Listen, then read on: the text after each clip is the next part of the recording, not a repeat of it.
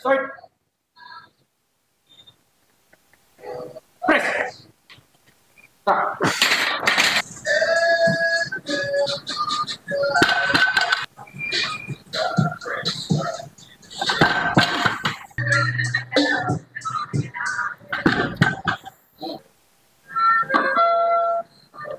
Kailan dudulas ako?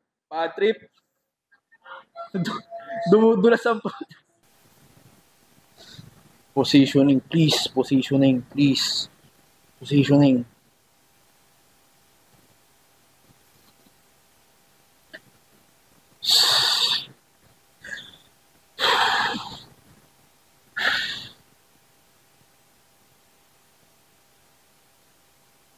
Ito!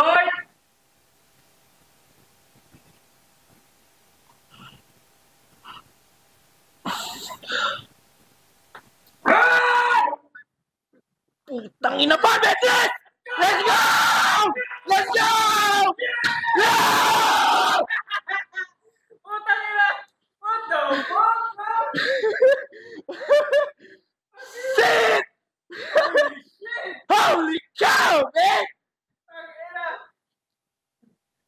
The Fuck! Shit! team is fucking right! Tang ina, ang ganda ng pusit.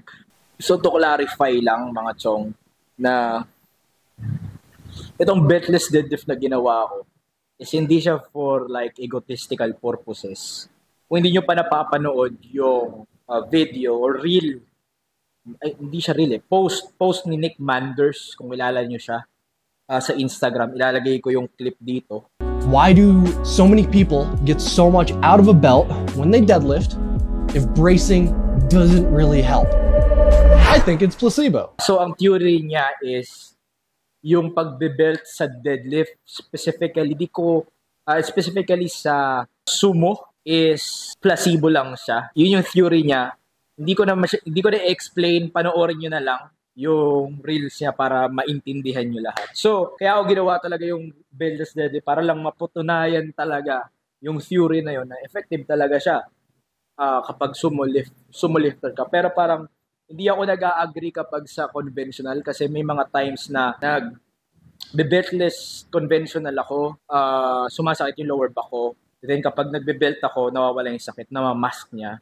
I don't know why, pero yun yung napansin ko pag nag-conventional deadlift ako. So, para sa akin, to conclude this theory, nagdedepende siguro sa personal preference, body type, but based sa, kasi from the start, men, kahit nung hindi pa ako nagpa-powerlifting, like, tamang SBD lang ako, nakasanayan ko na mag-belt. So, meron tayong nakasanayan na pag mag-deadlift, kailangan mag-belt for security purposes. Kaya panoorin nyo lang talaga yung, sobrang dami yung matutunan dun sa video ni Nick Manders sa Instagram. Puntahan nyo lang yun, panoorin nyo talaga yun. Full yung panoorin nyo yung full.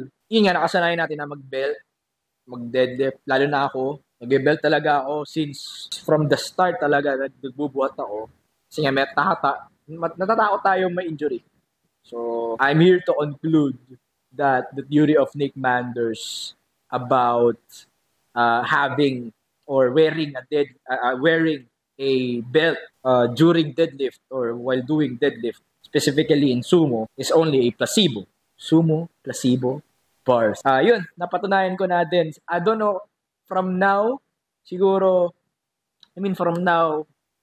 I'll do beltless since, sa tanang buhay ko, hindi ko malaw ng ganito kabilis yung 235 kg. So, ang nangyayari kasi para sa akin, yung naramdaman ko, as long as maganda tama yung positioning nyo. Positioning talaga is the key. So, para may idea lang kayo about dun sa video ni Nick Manders, para kasing magkaiba ang bracing ng squat sa deadlift. Para pasimplihin natin yan, yung squat kasi, yung load niya, eccentric, pababa, di ba? So, para siyang yung coke in can. Pag tinapakan mo yung coke in can na puno, so, downward pressure siya, eccentric pressure siya, yung exert of energy niya, yung pressure niya pampalabas. So, kailangan mo talaga ng wall. You know? So, yung coke in can, parang ang idea nun is, yun yung may belt ka tuwing squat. Then, yung coke in can na walang laman, yun yung pag hindi solid yung bracing mo, nayuyupi siya kapag walang laman. So, coke in can sa bench, sa squat. While deadlift naman is propulsion siya. Para siyang yung rocket. Diba? Slow off the floor, then zoom, gaganon yun. So, hindi na niya kailangan talaga ng intra-abdominal pressure. So, kusa ng, kahit sino, nabanggit niyo rin sa video na kahit sino, may papulutin ka or pabuhatin mo yung mga tao na nakita mo sa daan, automatic, nagbe-brace sila. Like, automatic talaga yun na nangyayari sa katawan nila na iiris lang ganyan. Gaganon sila. Bracing na siya technically. Pero again, magkaiba ang bracing sa deadlift at sa squat. Here to conclude that, Nick Manders, your theory is right. Kasi men, di pa talaga gumalaw ng ganito kabilis yung 235 ko. As long as siguro proper positioning kasi. So yung 220 ko, medyo off yung positioning ko kaya medyo pangit yung pagkahata ko pero dito para solid talaga. Basta yun, siguro simula ngayon since napatunayan ko na siya, hindi na ako magbe-belt during sumo deadlift. Pero in terms of conventional, RDL, stiff-legged, lalo sa RDL and stiff-legged, kasi meron siya, pansinin mo, kinokontrol mo yung eccentric niya eh. So, may load siya pababa. Hindi katulad ng deadlift lang, sumo deadlift. Pag angat mo, babagsak mo na lang agad yun. Wala siyang control pababa. So, yun, doon lang ako magagamit ng belt malamang. And, of course, sa squat. Sa deadlift, from now, hindi na ako gagamit ng... Kasi napansin ko rin, since, di ba ito yung belt. So, since wala siyang restriction, pwede ka pang gumanon. So, kapag gumanon ka, since wala nag-restrict sa abdomen between dito mo, sa rib cage, patawag ba sa dito, nasa-shorten yung range of motion mo. So, bababa ka lalo, gaganon ka lalo. Yung tinatawag na thoracic curvature ba yun? Parang ganon. Parang, yun, isa na ring cue doon. Pero again, at the end of the day,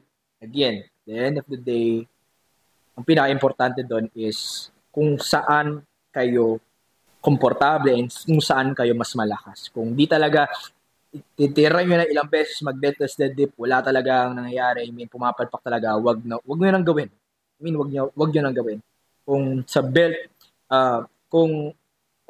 solid yung deadlift nyo, pag may belt kayo, mag-stick na kayo dyan. Again, if ain't broke, don't fix it. Kaya ko lang naman ginawa to. Gusto ko lang siya mapatunayan kasi before, nagbe-beltless deadlift ako ng mga warm-ups ko.